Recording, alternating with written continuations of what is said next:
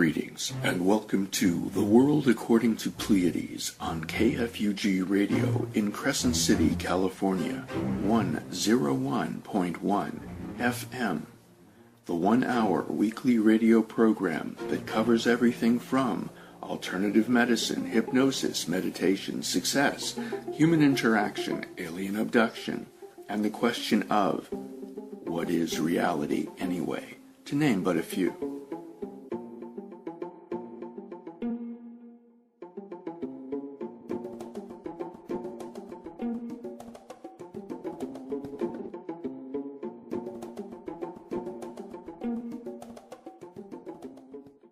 Today, we have what I consider to be an especially, I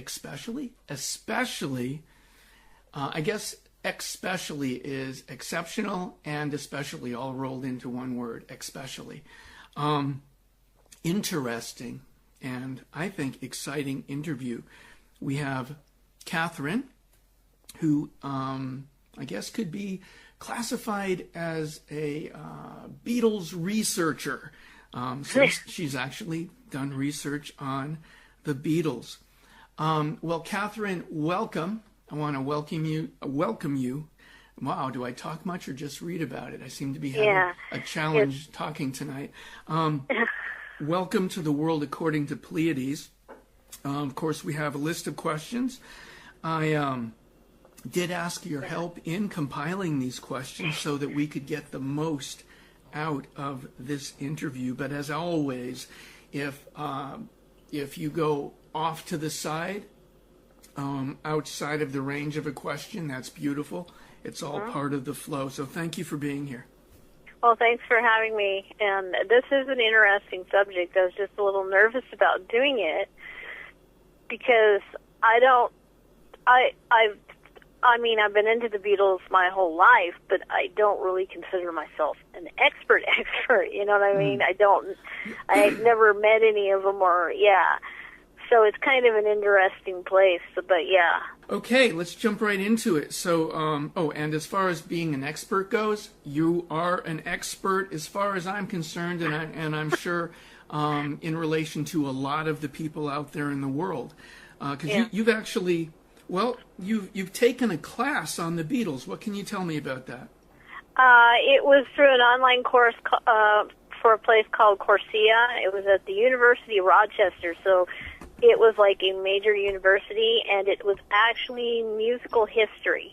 It's the music of the Beatles, and it was very interesting because it really got in depth on their impact, not only into music, but to culture in general.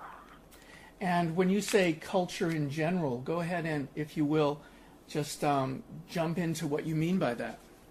Well, they came at a time when most of the music that we were really listening to, especially here in the United States, was like Elvis Presley, and essentially they were American singers who didn't write their own music, and they had songwriters that wrote for them, and they sang, and then they had the girl groups, basically, and of course the blues and black blues singers and that kind of stuff here.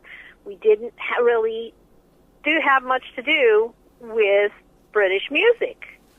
Then the Beatles came over here, and it opened up that.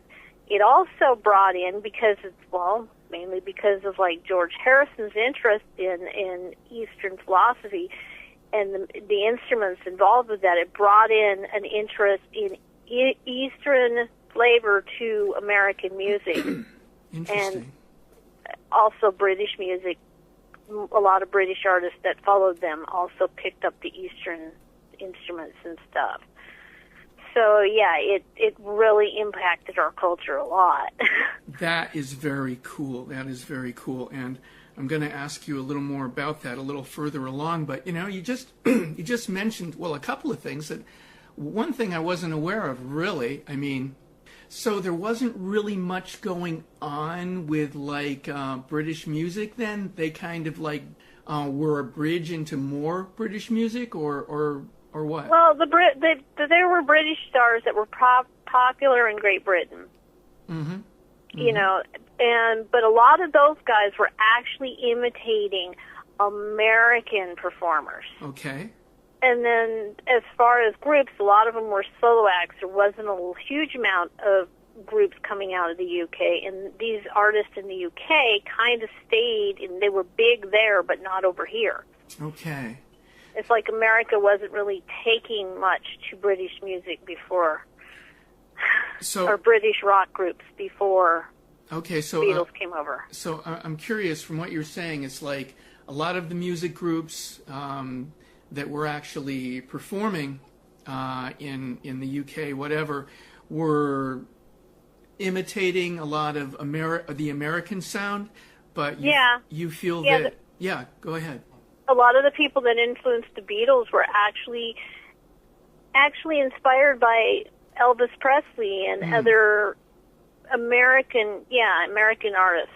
Okay. And so when the Beatles sound first came over here, did they fall into that area as well, and then they grew into their own space, or how would you describe that? Well, John and Paul were writing their own songs from the beginning, which really kind of changed how it was done.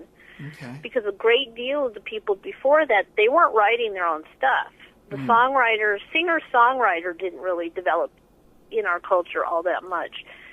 They had some people, that wrote their own stuff, but a great deal of them, there was the singer, and then there was the person that wrote the songs for the singer. There were two separate, So they were it wasn't one entity yet. It wasn't really, they kind of brought it together. It kind of made it so that the thing to do was to write your own song. I have this question that I want to ask you. I'm not going to ask you yet, though, but I want to make sure I don't forget, so I'll mention now. I want to ask you a bit of how their interaction with the Maharishi Mahesh Yogi actually potentially influenced their music, and, what the heck, let's go there now. Okay. Well, it's a funny story because they went over there to kind of get an exposure to that culture and stuff a great deal because George was interested in it, but they all were kind of interested in the stuff. But, John Lennon was a bit more of a skeptic, and he kind of thought that the original, there's a song, Sexy Sadie, that he wrote because he thought that he discovered that this holy man was actually hitting on all the women that they came over with. And so in a way, it kind of impacted him because they realized in a way, okay, these spiritual leaders are still just people. Yes, exactly. And that, in a way that did influence their music too, though, because it made them realize that they're just as spiritual as these guys. And they kind of bring their own story to it later on when they start experimenting with the psychedelic stuff, and it kind of all falls together like that. Yeah. Where it's spiritual, psychedelic stuff kind of mixes together. Yeah. Absolutely. This is very exciting for me. I knew this was going to be, for me anyway, a beautiful interview. I have to ask you now. You mentioned about the holy man, like hitting on the girls.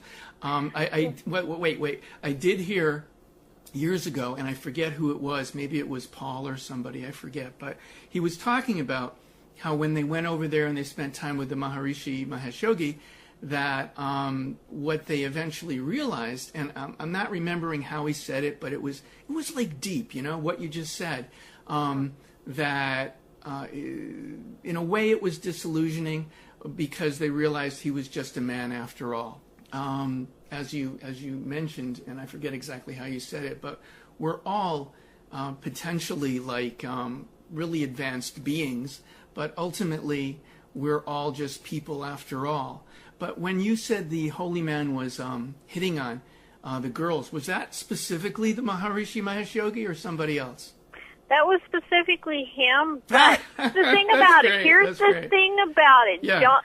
John Lennon thought he was hitting on these women. It was never actually proven. Okay. Okay. He was like, oh, basically, yeah. Now, I mean, I'm laughing not because I have anything against the TM movement or anything like that. I mean, actually, I was initiated into it when I was, just in my late teens. So, I mean, I was a part of that whole trip and stuff. But as I mentioned, I really liked, and I'm not expressing it well, I just really liked the statement of he was just a man after all.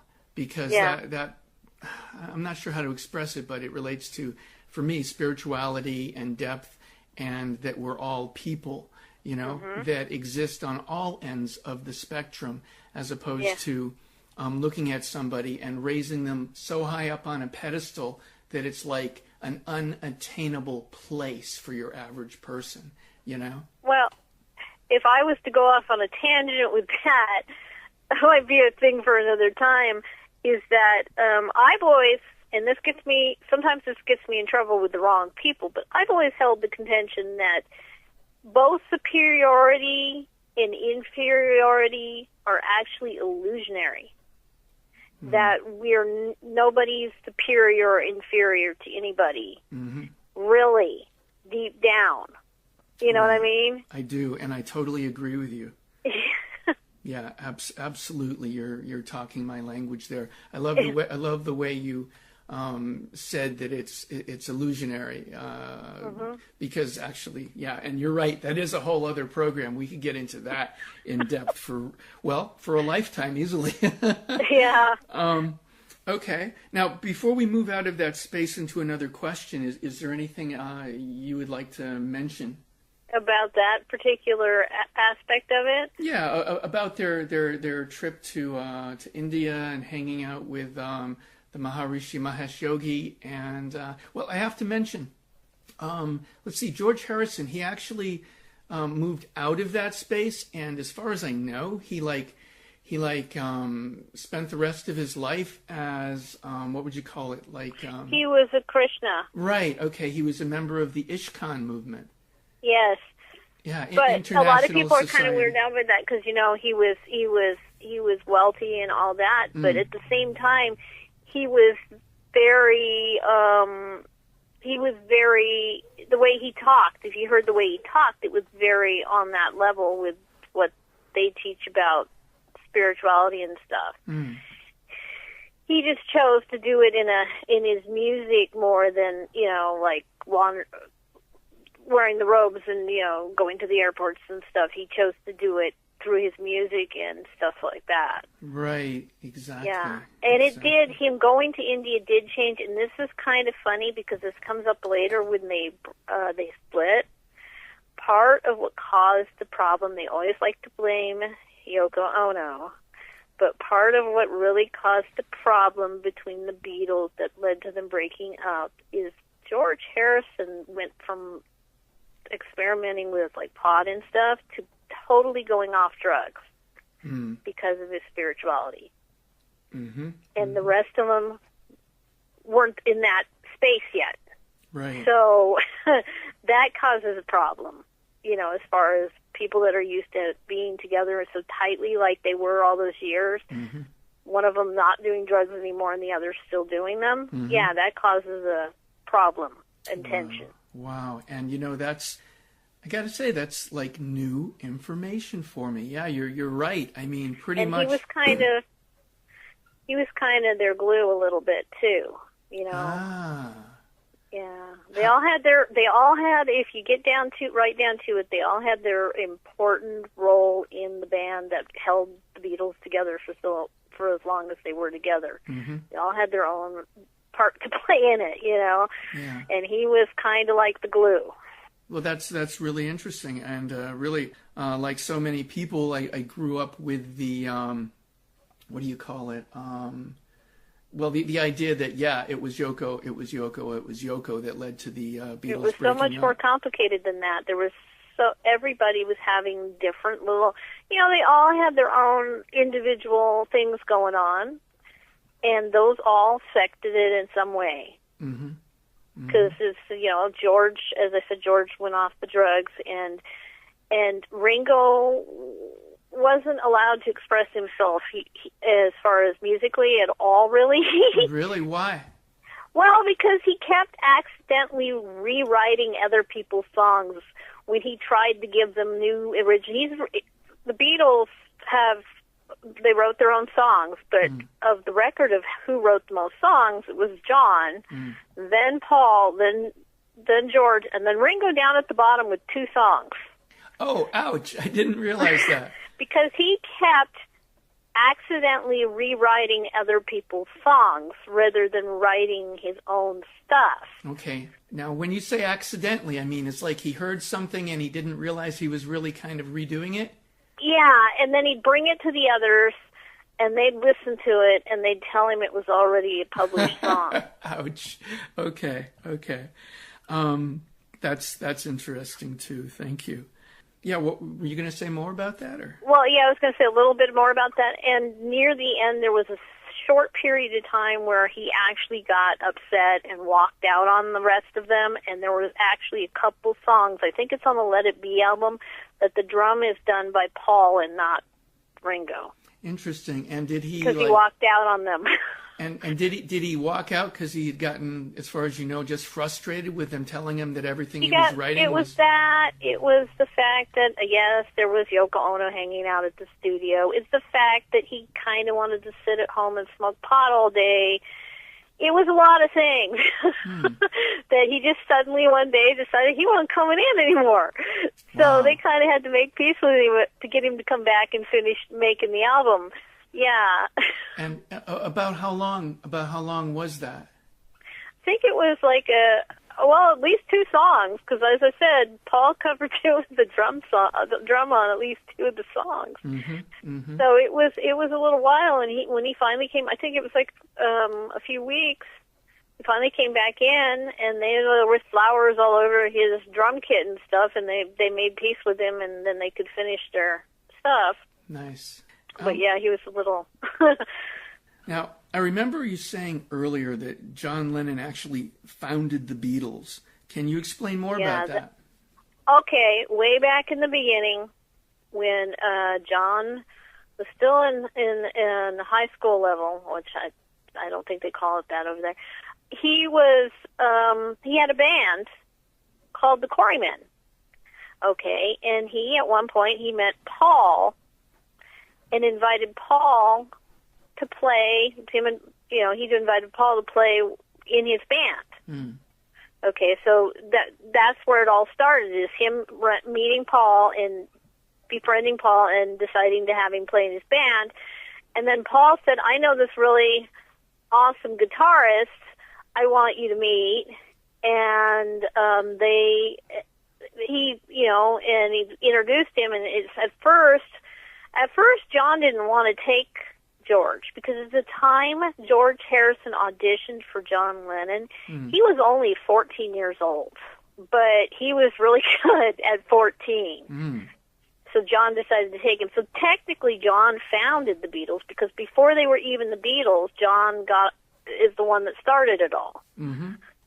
So, and then, they had different name changes as they went along, and eventually it got to the point where John and Paul kind of got in a disagreement about, it's not John, it's John's band.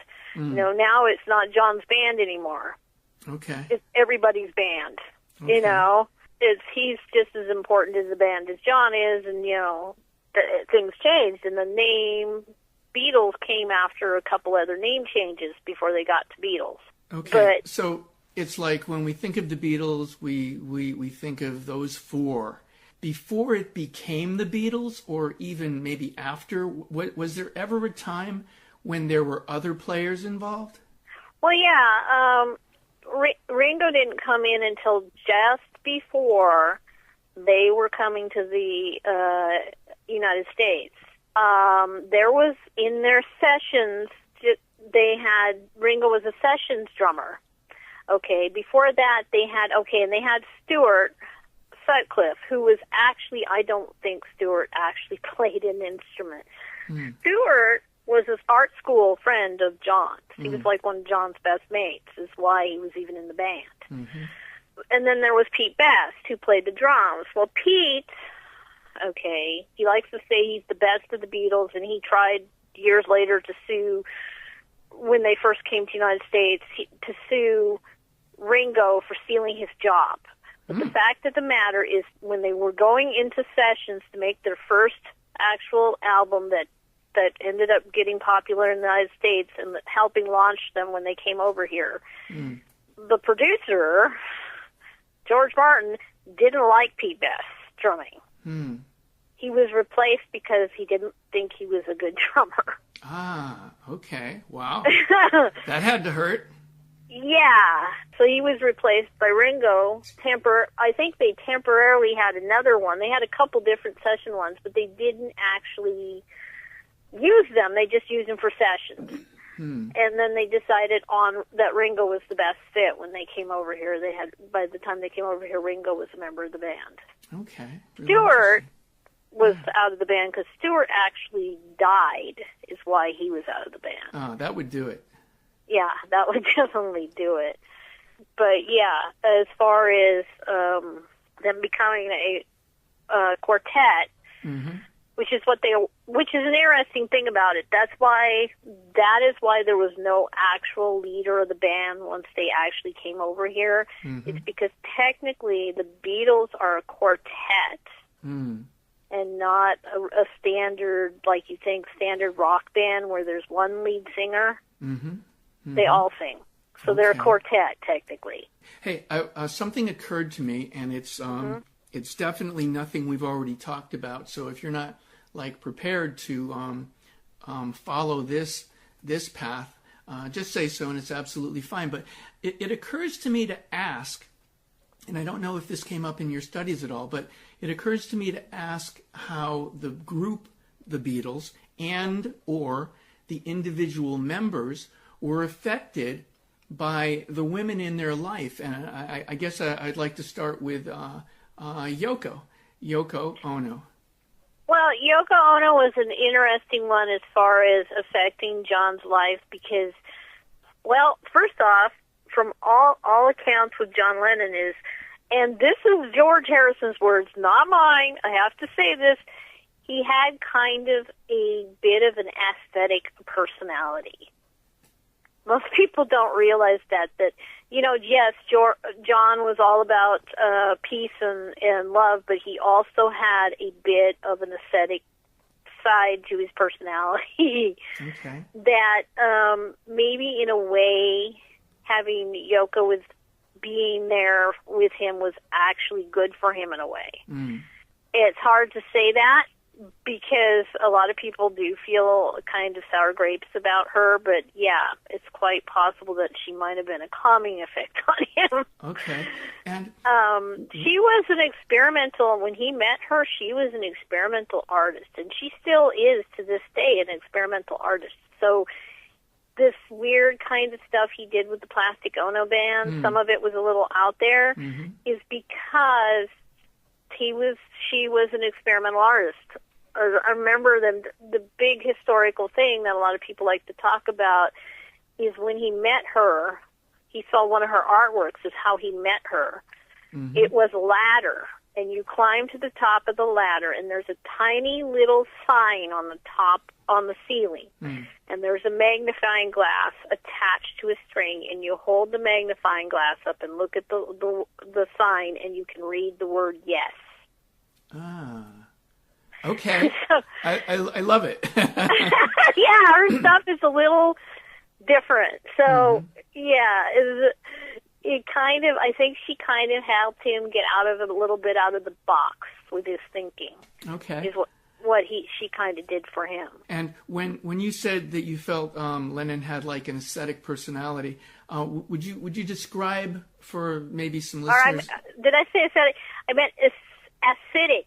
Acidic. Ah, okay. Acidic. I was hearing ascetic, so I'm acidic. glad that I asked you, so I could understand the difference. You understand what I mean by that, though? Yes. I'm going to ask you that now. Why do you say acidic personality? Because he it was cynical a little bit. He was a little bit, well, if you listen to some of a lot of the most angry songs that were written for the Beatles were written by John Lennon. He had a bit of he dealt with, he liked to put a lot of his personal demons out there as far as dealing with his emotional stuff in his music. You know, if he had a problem with somebody, he wrote about it in a song. Okay. You know, it's one of his classic songs that he made solo was the song Mother.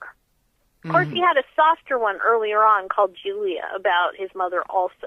Ah, that was about his mother. I've always loved that song. I didn't realize that. Yeah, the song Julia is about his mother early on. That one's kind of a bittersweet one, and then later on he does the song Mother, which is basically kind of an angry song. So he kind of put it out there. He kind of worked through it by putting it out there, I think. Wow, and I want to dig into that and understand it with you, but I don't want to spend the whole interview just talking about John. But oh, it's so hard not to ask you. Okay, I'm going to move on. Maybe we can jump back to that. But in speaking of the women that affected the lives of the Beatles, who would you like to go to next? Oh, I'd like to go to Linda McCartney. She's one of my favorites. Okay.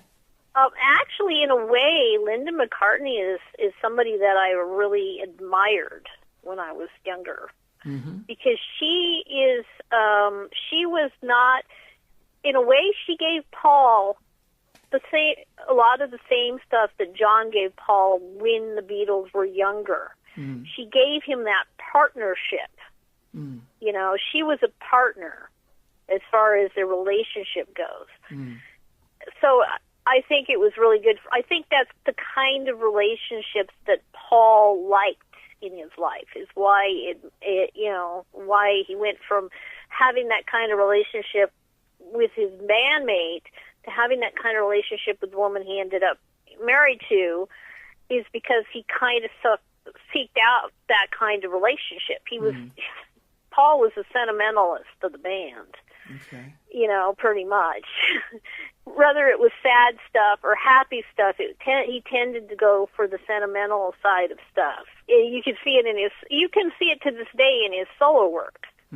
He's got a bit of a sentimental side, and I think she helped that grow in a way. Okay. Yeah, I totally hear you, and that's really beautiful. Yeah, I remember I personally felt grieved when his wife died, because I was crushed about it, and I was even more crushed when he remarried, and the person he remarried turned out not to be a good person. Oh, ouch! You know what? I didn't even know about that. Yeah, well, I think he's remarried since then and is fine, but the person he remarried after basically married him for his money. Oh, ouch! Oh, yeah. Ouch! You know, I want to ask you. This, I feel, says a lot about Paul's personality. I remember years ago, and this is what I heard on the news, and we know the news is full of misinformation, but you can fill me in as to whether this was true or not. Apparently he was in Japan, and he got busted for having pot. And so the concert he was going to do got wrecked. I mean, he was in jail. But when he got out, he gave a free concert. Do you know anything about that? Yeah, it sounds like something he would do. As I said, he's a very sentimental person, even about his fans. Yeah, I thought that was so beautiful. I mean, he gave a free concert. I mean, he got busted over there. He had to, deal with all that. And then the concert, all the money he must have lost. And what does he do? He gives a free concert. Yeah, that is really cool. I get chills just saying that. Yeah. That's a special kind of person. It just is. Now, since we're talking about Paul here, I want to bring up something else and get your viewpoint on it.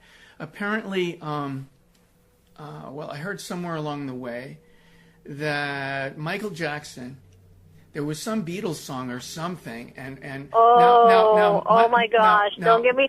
Now wait! Let me set it up okay, first. Go ahead. I'll let you finish. I know where you're going with this, but go ahead. Michael Jackson and Paul McCartney were apparently friends.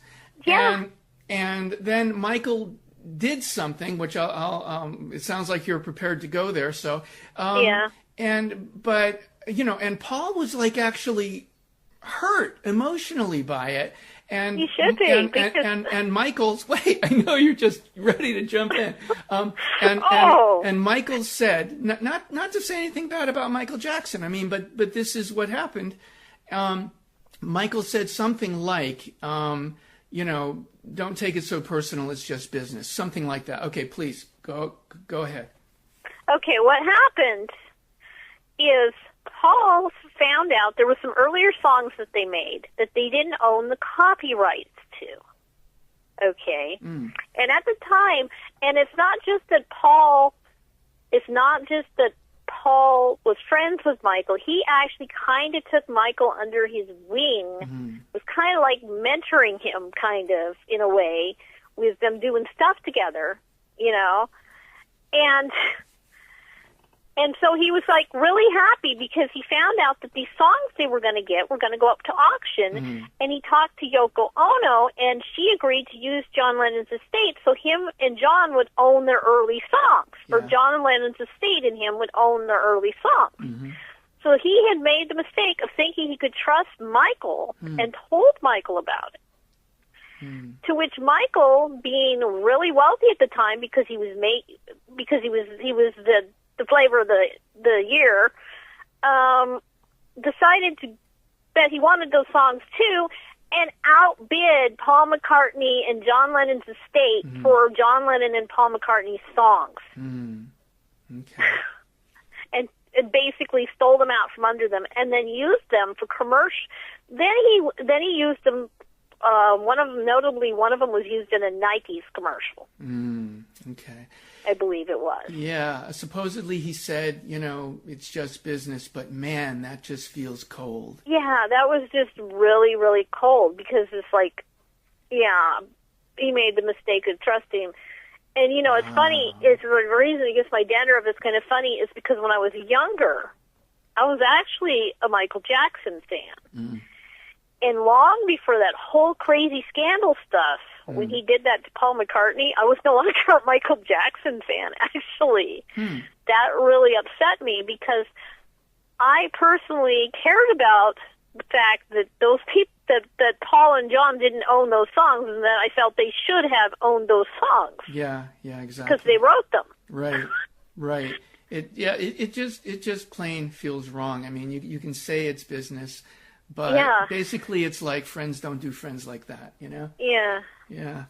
Thank you for being able to comment on that. Yeah, trying not to get really mad about that one because that one really, oh my gosh, when that happened, that really upset me. Yeah, I got to admit, I felt upset about it too. It's like it's just the kind of thing that it affected me. It was like, wow, that is so messed up. Yeah. Okay, so let's see. Still talking about the women of the Beatles, if you will. Now, when I think about women and the Beatles, I mean, John Lennon, Paul McCartney, those are the first two that come to my mind, because I don't know. Well, yeah. Now, how about George? Was there someone in his life, or what? His first wife, Patty Boyd, actually is in the movie Hard Day's Night. Okay. You can see her. There's a train scene, and there's these like schoolgirls, and they're like high school age schoolgirls, but they're schoolgirls, and she's one of the blonde ones that they end up seeing. So he met her on the set of Hard Day's Night. So she was a major, I think she was in a way a major influence on him because he wrote songs about her for the Beatles. Some of the early George Harrison songs for the Beatles were written about Patty. Funny story about that is what happened with her and him is she ended up cheating on him, and he ended up cheating on her. He ended up cheating on her with Ringo's wife.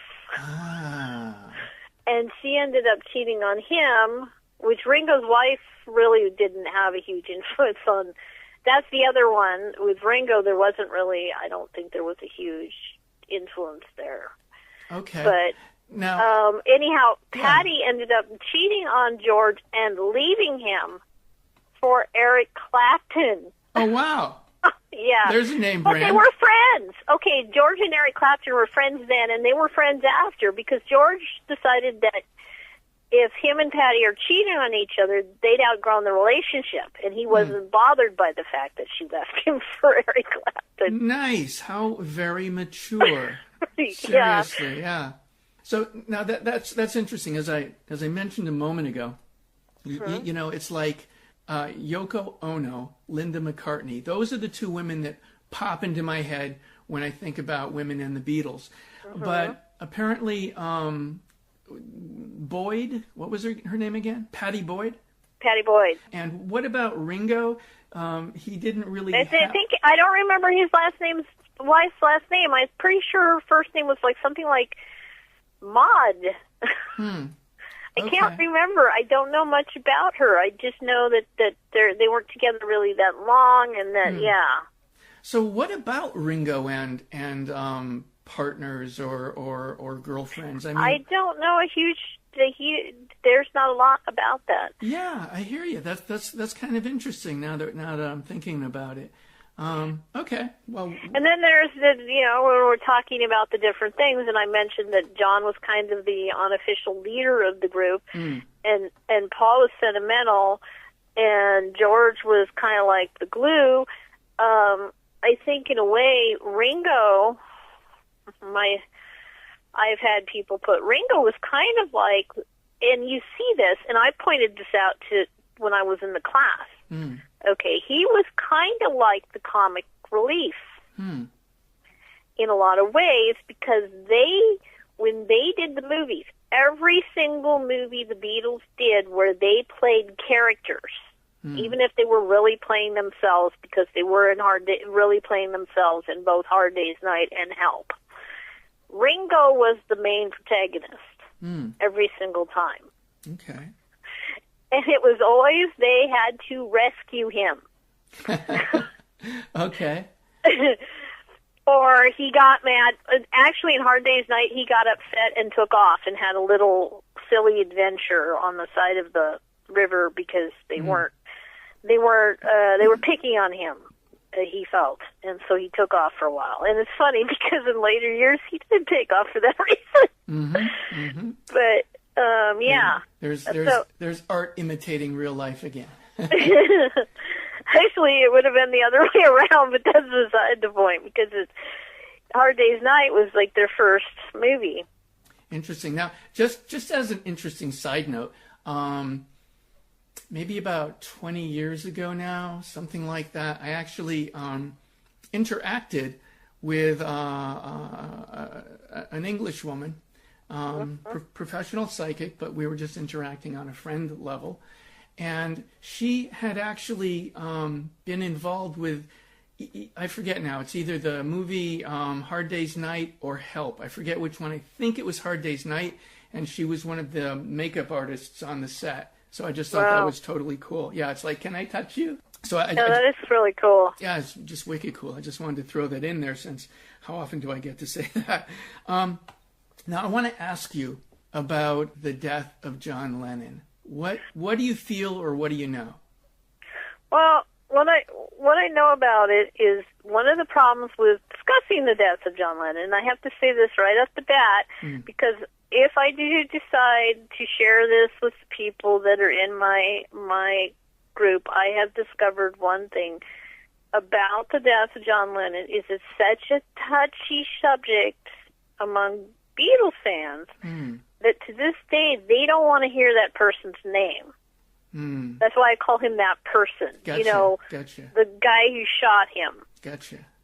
They do not to this day want it, because it's like he shot him for really changing. He shot him because he changed, he felt. But John, you know,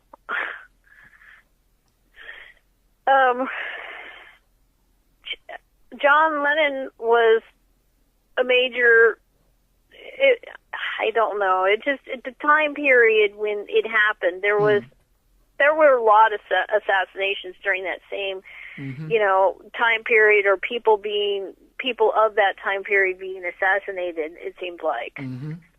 It's like, and here's the funny thing about that. If he'd been living in the UK at the time instead of New York City, he might have not been shot. I hear you, and that's an interesting point.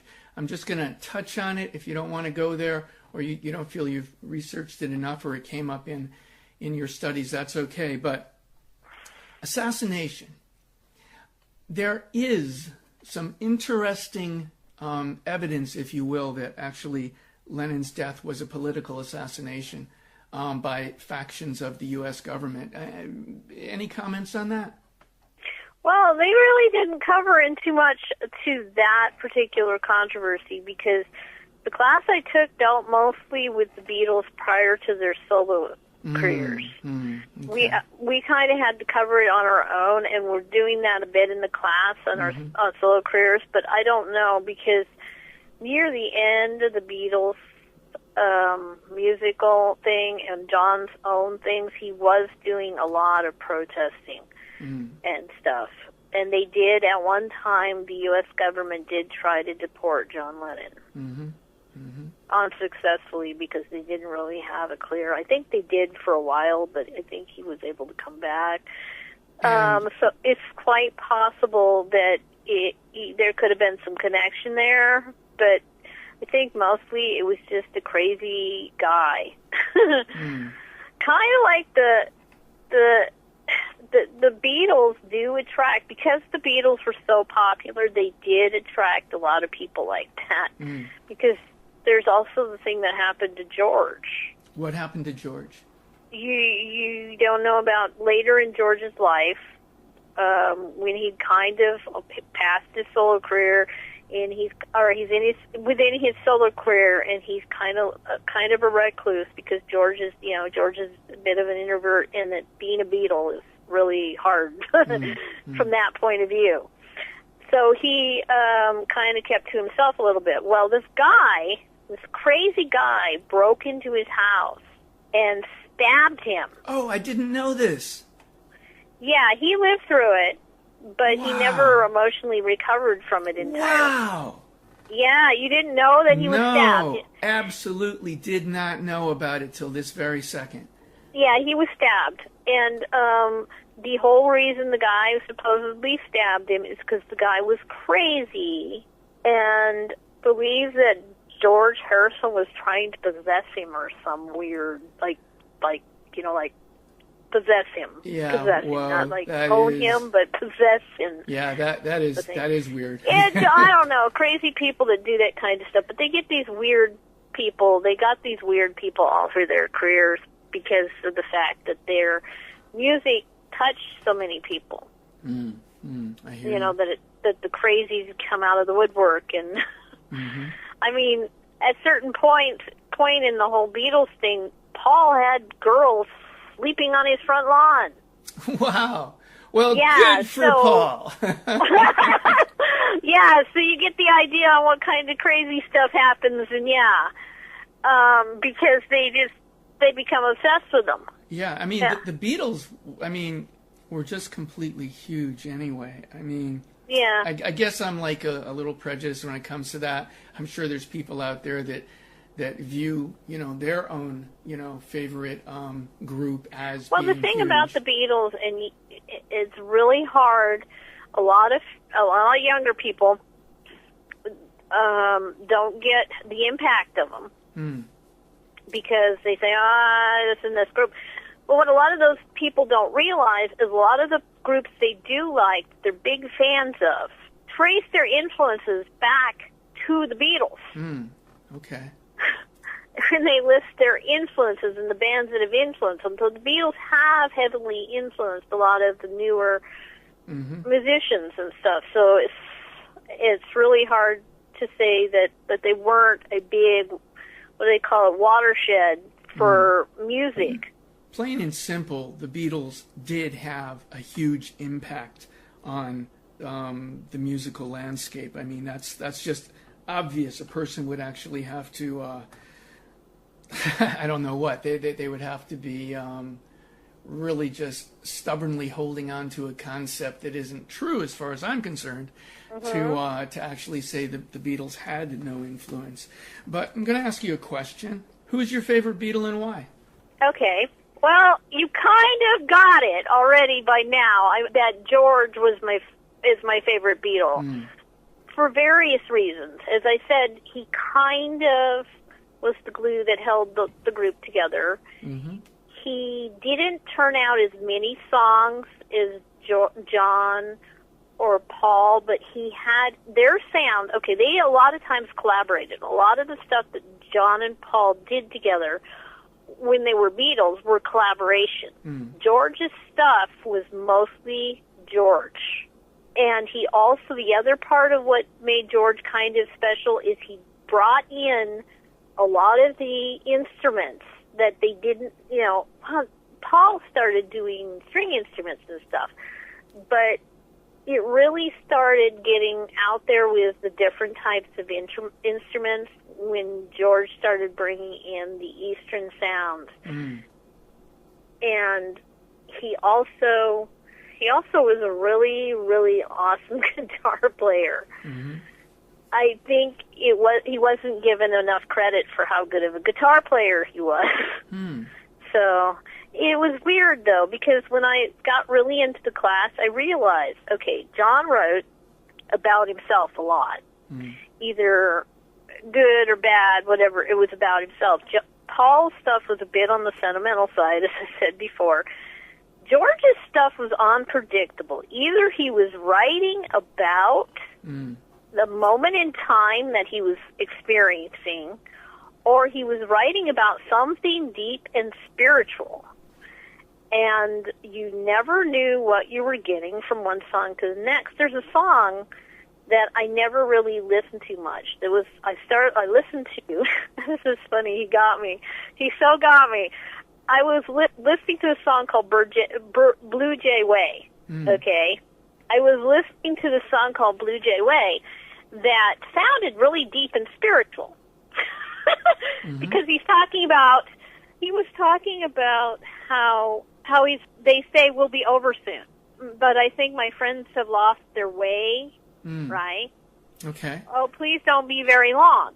Okay. Now, my brain originally thought the song was a deep spiritual song about, people saying the Beatles are going to be over soon, and his friends have kind of lost their way, and he hopes they'll find their way. And when he's saying, please don't be very long, maybe he's talking to Krishna.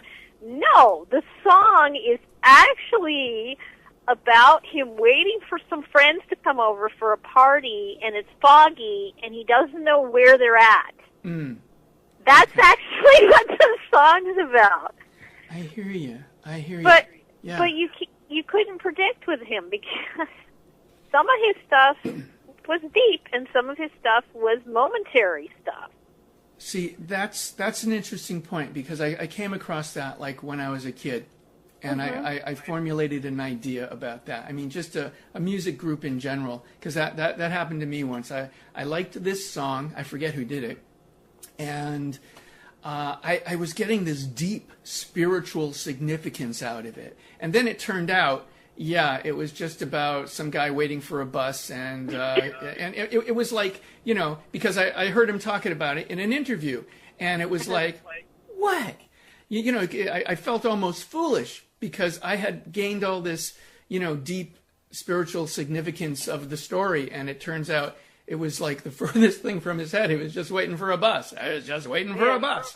But, exactly what he said, just waiting for a bus. The thing is, it's like the way I interpret that, through my own life experiences along the way is if you gain a deeper significance from a story than the artist originally intended, that's absolutely cool because their intention might have been on, say, one surface level, but because reality has so many levels, and ultimately it transcends the physical universe anyway, then the message you got is the right message for you at the time, just like viewing a painting or poetry or a song. So I just wanted to share that because, yeah, I've definitely had that experience and, went through that feeling foolish about it, but then transcended that into a space of, wow, this is the message I got. It's valid. I was really funny about it when I found out because I was like, he got me. It's like beyond the grave. I was listening to his song and suddenly misinterpreted it to mean way more than it meant. It's like he got me. I hear you. And as long as you had fun with your interpretation of it, but ultimately, from my viewpoint, the deeper significance of interpretation that you gained is still valid. It's almost like it was code and you broke the code for you specifically. Now, I'm going to ask you, and once again, this isn't a question that we talked about first, so if you're not prepared or you don't want to go there, that's fine. But how about individual challenges? Well, challenges of the group that maybe were significant or challenges of the individual group members in their lives. Do you want to go anywhere with that, or? Well, there was some significant stuff. It's like as I said, there was a dynamic that went on, and I don't think, as I said before, I don't really think people appreciate exactly how much of they fit together as a group, because they all brought something to the table as far as a group, but they did have their different challenges. It's like with the whole thing I said before, and the fact that John and Paul wrote most of the songs. I think one of the things that George, back to George, and then I can go on to the other one, dealt with was that he felt that the other two didn't take. He had this constant problem later in his life with not taking himself seriously enough, because he had gotten used to, from the time he was like a kid basically, to being in John and Paul's shadow. So he had to kind of come to the point where he took himself seriously as a musician. I think that's one of the things as an individual that he had to deal with.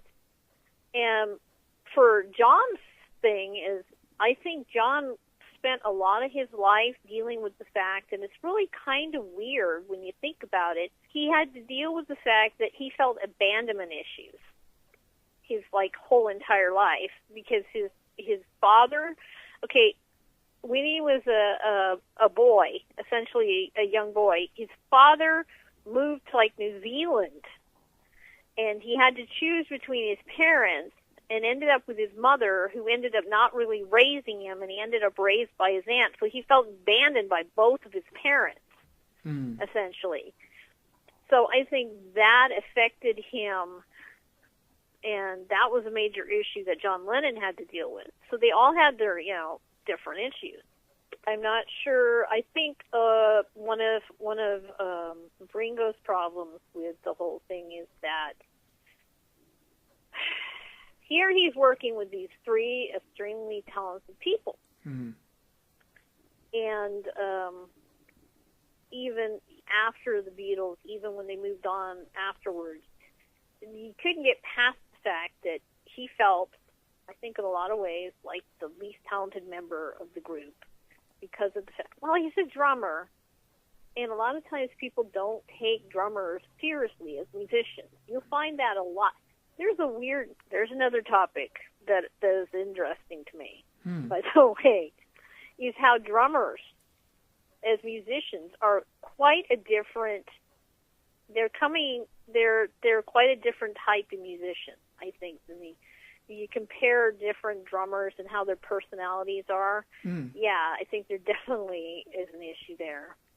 And but I think, I don't know what else to say on this subject right now. I think I'm kind of lost on what to say with it.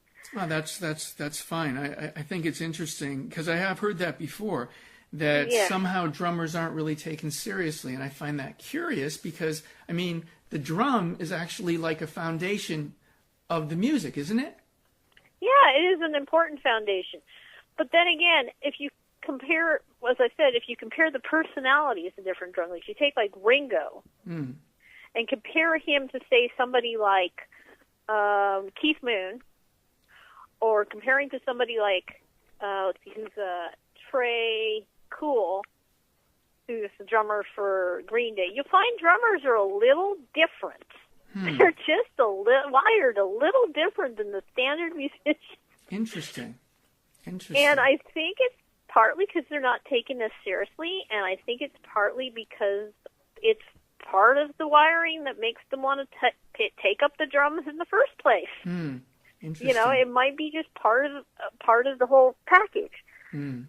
But yeah, I think, and I don't really know what to say about Paul. Paul was, it seems like from the beginning, Paul was always very serious about music.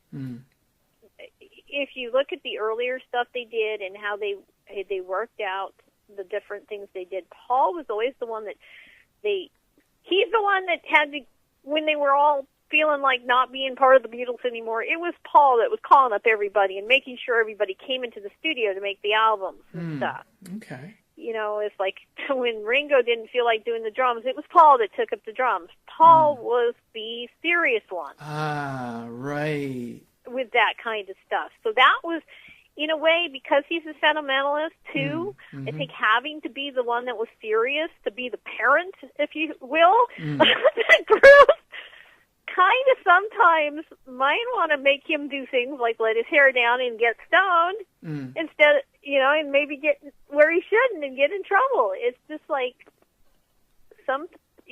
it's a lot of work. I hear you. In a way, from what you're saying, it sounds like in his way at times he was like definitely the glue that held the group together. Yeah, they all had their important parts and stuff. And right. when I said George was the glue earlier, it's mainly because here's John. He's very much the leader, or in his mind, and he's a cynic, and he's got a biting, sarcastic sense of humor, and he's just like, he's John. And what can you say? And then Paul is a lot more serious and a lot more. We should be in the studio, and I think that's. You know, this would sound better with like strings behind it, and I don't want to do, and at times I think those two, because they both had very, very strong personalities, butted heads, and I think that George made the peace a lot. Okay. Which is funny because George Harrison in his own right also had a very bad temper compared to John's. Ah, interesting. Yeah. I wasn't aware of that either. Hey, Catherine, we are out of time. I've been talking for a long time. I'm sorry about that. Well, no, this is an interview. You're supposed to talk. If you're not talking, it's like it would be like, oh my God, she's not talking. I actually went over a little bit because I really do find all this fascinating. And through the course of this interview, I've had more questions come up. I definitely have a lot more questions, but already it's at a point of good luck to me when I try to edit this. It's like, what do I cut out? It's all fabulous. Hopefully there'll be some spaces where you can cut out, though. So yeah, I'll probably cut out some of the things I said to make room, because actually the interview has been fantastic. Once again, Catherine, I thank you for being here today. Thank you for all your insight into the Beatles. Thank you for being interested in the subject in the first place, which caused you to want to study it. And on that note, have a beautiful night. And it controls what we remember. And it controls what we remember. And it controls what we remember. And it controls what we remember. And it controls what we remember.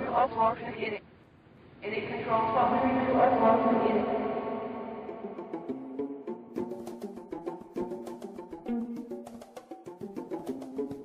Thank you for listening to The World According to Pleiades on KFUG Radio in Crescent City, California. If If you have any topics you'd like covered, or you feel you have the potential to make a good interviewee, please send your suggestions and or information to KFUG Radio, 270 I Street, Crescent City, California, 95531. Attention, Pleiades. Or email me at radiointerview@moonstar-enterprises.com.